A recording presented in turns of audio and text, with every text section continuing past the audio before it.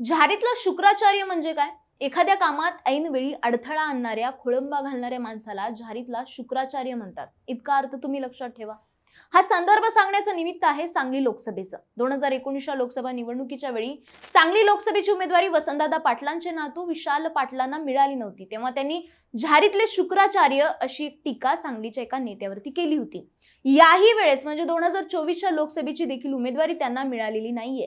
महिनाभर सुरू असलेल्या चर्चेचा काथ्याकूट, दावे प्रतिदावे करूनही, दिल्ली वाऱ्या करूनही विशाल पाटलांना उमेदवारी डावलून महाविकास आघाडीचा भाग असणाऱ्या ठाकरेंनी इथून परस्पर चंद्रहार पाटलांना उमेदवारी देऊन टाकली आहे. यामुळे काँग्रेसच्या नेत्यांनी उघड उघड नाराजी व्यक्त केली.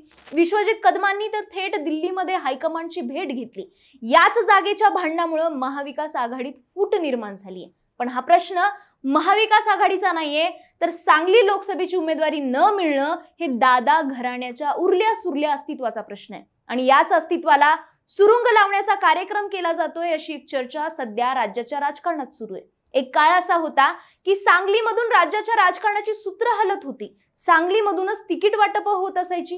सलग 40 वर्ष वसंतदादा घराण्यातला सदस्य सांगली लोकसभेवरती निवडून यायचा. आज याच दादा घराण्याला सांगलीचं तिकीट मिळवण्यासाठी धडपड करावी लागते. सांगलीची जागा विशाल पाटलांना न मिळणं यामागे वसंतदादा पाटलांच्या घराण्याला संपवण्याचा डाव आहे असं म्हटलं जाते. साहजिकच प्रश्न निर्माण होतोय की दादा घराण्याला कोण संपवतंय, अशी चर्चा नेमकी कशामुळे होती, जाणून घेऊयात या व्हिडिओमधून. नमस्कार, मी मोहिनी जाधव आणि तुम्ही पाहताय लगावबत्ती.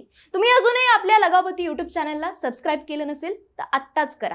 सांगलीवरती दादा घराण्याचं वर्चस्व सुरू झालं अर्थातच वसंतदादा पाटलांच्या राजकारणामुळे. गेल्या 60 वर्षांपासून सांगलीवरती काँग्रेसची एकहाती सत्ता होती. या 4 दशकं तर वसंतदादा घराण्याचंच वर्चस्व राहिलंय. 1952, 1957, 1962 अशी सलग सांगली विधानसभेची जागा वसंतदादांनी निवडून आणली.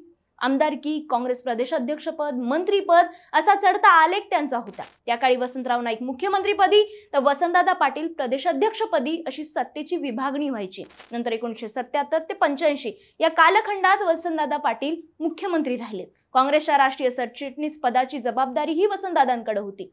मुख्यमंत्री पदानंतर राजस्थानच्या राज्यपालपदी त्यांची नियुक्तीही झाली होती. या सगळ्या पदांवर असताना सुद्धा वसंतदादांनी सांगलीकडे कधी दुर्लक्ष केलं नाही. त्यांच्यामुळे काँग्रेसला सांगलीमधून कायमच एक गठ्ठा पाठिंबा असायचा आणि याचमुळे वसंतदादांच्या पुढच्या पिढीचंही राजकारण सेट होत गेलं. 1980 मध्ये वसंतदादांनी सांगली लोकसभा लढवली आणि जिंकूनही आणली. त्यानंतर 1983च्या पोटनिवडणुकीत वसंतदादांच्या पत्नी शालिनीताई पाटील सांगलीमधून निवडून आल्या. त्यानंतर 1984, 87 आणि 91 असे सलग 3 वेळा वसंतदादांचे चिरंजीव प्रकाश बापू पाटील निवडून येत राहिले. 96 आणि 98 या दोन्ही निवडणुकांमध्ये वसंतदादांचे पुतणे मदन पाटील खासदार झाले. 99 आणि 2004 ला पुन्हा प्रकाश बापू पाटील लोकसभेवरती निवडून आले.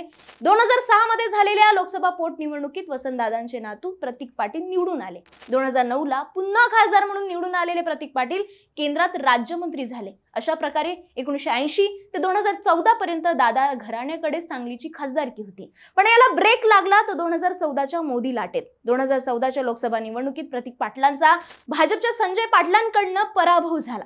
हा पराभव प्रतीक पाटलांच्या एवढा जिवारी लागला की त्यांनी त्यांच्या पराभवानंतर दादा गटाचं नेतृत्व त्यांचे बंधू विशाल पाटलांकडे सोपवलं. मधली 5 वर्षी त्यांनी संघटन वाढवलं. लोकसभा लढवण्याच्या त्या तयारीत होते. 2019 लोकसभा जवळ आली. आघाडीच्या जागा वाटपात सांगली लोकसभेवरती विशाल पाटलांचा दावा होता, पण ऐनवेळी स्वाभिमानी शेतकरी संघटनेच्या राजू शेट्टी यांचा आघाडीमध्ये समावेश झाला. 4 दशकांपासून सांगलीमध्ये दादा घराण्याचं वर्चस्व असतानाही जागांच्या वाटाघाटींमध्ये सांगलीची जागा स्वाभिमानीला सोडण्यात आली. पण राजू शेट्टींकडे तुल्यबळ उमेदवारच नव्हता. मग विशाल पाटील स्वाभिमानीकडनं इथली लोकसभा लढले. खरं तर सांगलीची जागा सोडून काँग्रेसने चूकच केली होती, कारण काँग्रेसच्या उमेदवाराला विशाल पाटलांना पक्षीय पातळीवरचा प्रचार करताच आला नाही. त्यात इथं वंचित पॅटर्न लागला आणि विशाल पाटलांचा पराभव झाला. झालं गेलं विसरून जात विशाल पाटलांनी 2024 साठीची तयारी सुरू ठेवली. साहजिकच 2024 साठी काँग्रेस हायकमांड आणि सांगलीतला दादा गट या जागेसाठी ठाम होता.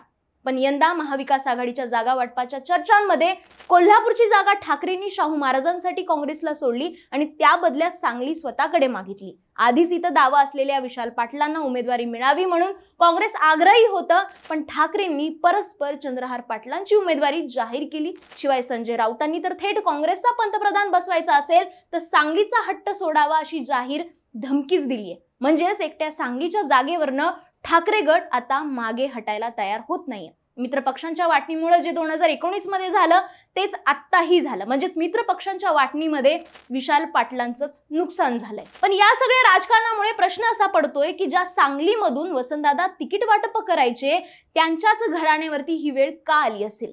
तर सांगलीतून दादा घराण्याची पिछेहाट होण्याला वसंतदादा विरुद्ध राजाराम बापू यांच्यातील संघर्षाची किनार आहे. 70च्या दशकात वसंतदादा विरुद्ध राजाराम बापू हा संघर्ष संपूर्ण राज्याने पाहिलाय.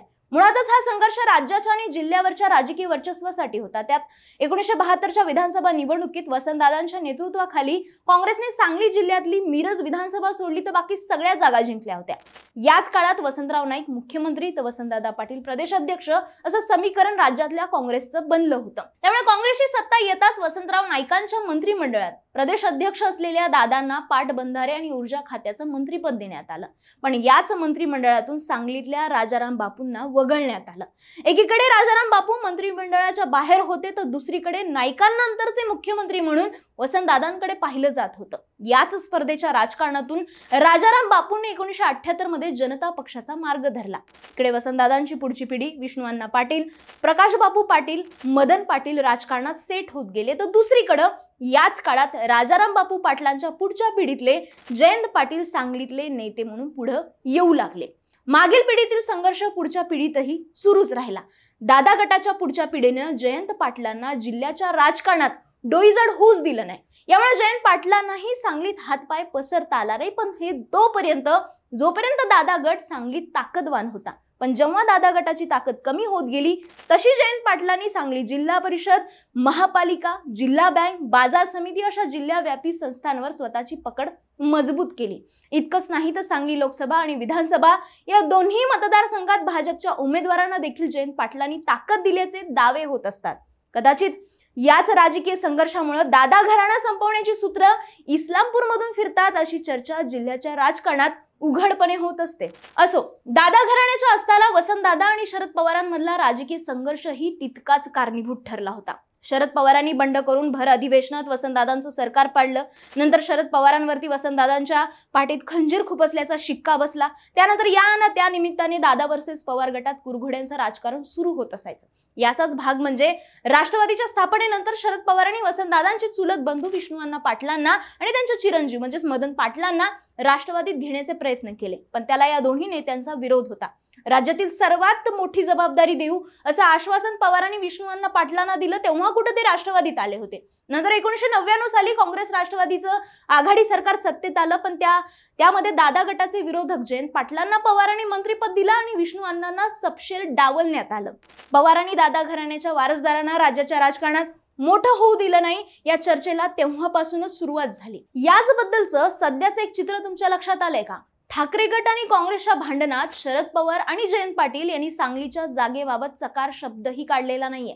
सांगली विशाल पाटलांना का मिळत नाही याच्या मागे शरद पवारांची आणि मुख्यतः जयंत पाटलांची शांतता बरंच काही सांगून जाते. विशाल पाटलांनी 2019 मध्ये अप्रत्यक्षपणे झारीतले शुक्राचार्य म्हणून केलेली टीका ही जयंत पाटील विसरले नसावेत आणि म्हणूनच या सांगली लोकसभेच्या राजकारणात चंद्रहार पाटलांची एंट्री झाली. यामुळे चंद्रहार पाटलांना ठाकरेंच्या शिवसेनेत जाण्याचा सल्ला जयंत पाटलांनी दिला का असा प्रश्न नक्कीच निर्माण होतोय. हे झाले बाहेरील राजकीय संघर्ष. पण दादा घराण्याच्या अस्ताला वसंतदादांची पुढची पिढी ही तितकीच जबाबदार आहे.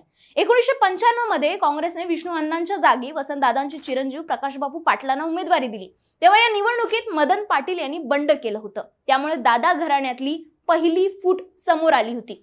दुसरी गोष्ट म्हणजे ज्यांनी वसंतदादांचं सरकार पाडून पुलोदचा प्रयोग केला होता त्याच पवारांकडे दादा घराण्याचे वारसदार विष्णू अण्णा पाटील आणि त्यांचे चिरंजीव मदन पाटील हे राष्ट्रवादीत डेरे दाखल झाले होते. नंतरच्या काळात 2014च्या लोकसभा निवडणुकीत दादांचे नातू माजी केंद्रीय मंत्री प्रतीक पाटलांचा ऐतिहासिक पराभव झाला आणि या पराभवामुळे सांगली लोकसभेतील दादा घराण्याची 30 वर्षांची सद्दी संपुष्टात आली होती. नंतर विधानसभा निवडणुकीतही सलग पराभव पत्करला. स्थानिक स्वराज्य संस्था आणि सहकारी संस्थांवरील पकडही ढिल्ली झाली. 2019च्या लोकसभा निवडणुकीत विशाल पाटलांचाही पराभव झाला. दादांच्या वारसदारांना प्रत्येक निवडणुकीतला पराभव हाच सांगू पाहत होता की दादांच्या नावाने राजकारण करण्याचे दिवस आता राहिलेले नाहीयेत.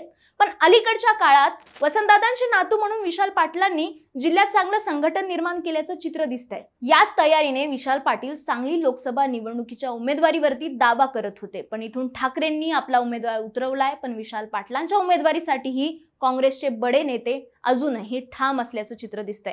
आता सांगलीच्या जागेवरून विशाल पाटील अपक्ष निवडणूक लढवतील का आणि लोकसभा लढवली तरी ते यशस्वी होतील का याचा सर्वस्वी निर्णय हा सांगलीची जनताच ठरवेल। पण जाता जाता एक किस्सा सांगते। 99च्या लोकसभेच्या निवडणुकीच्या वेळेस दादा घराण्याचं सांगलीतलं भवितव्य पहिल्यांदाच धोक्यात आलं होतं।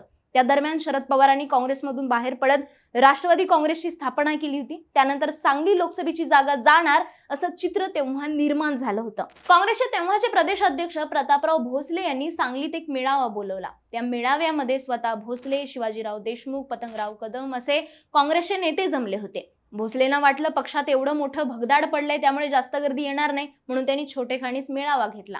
पण या मेळाव्याला हजारो लोकांची गर्दी झाली आणि ही गर्दी बघून प्रदेशाध्यक्ष भोसलेंचा आत्मविश्वास वाढला आणि त्याच मेळाव्यात त्यांनी जाहीर केलं की प्रकाशबापू पाटील यांना जर कोणी पाडलं तर त्या निवडून आलेल्या खासदाराच्या घरात मी पाणी भरायला तयार राहीन। निवडणूक पार पडली, निकाल आला आणि प्रकाशबापू पाटील हे प्रचंड मतांनी निवडून आले होते। सांगलीमध्ये पुन्हा एकदा दादा घराणं सत्तेवर आलं होतं। आता 24च्या निवडणुकीत काय होईल? दादा गटाला घातलेला मांडव काढावा लागेल की वेगळी भूमिका घ्यावी लागेल? तुम्हाला काय वाटतं? तुमचे अंदाज, तुमच्या प्रतिक्रिया कमेंट बॉक्समध्ये कळवा आणि लगावती YouTube चॅनलला सबस्क्राईब करायला विसरू नका।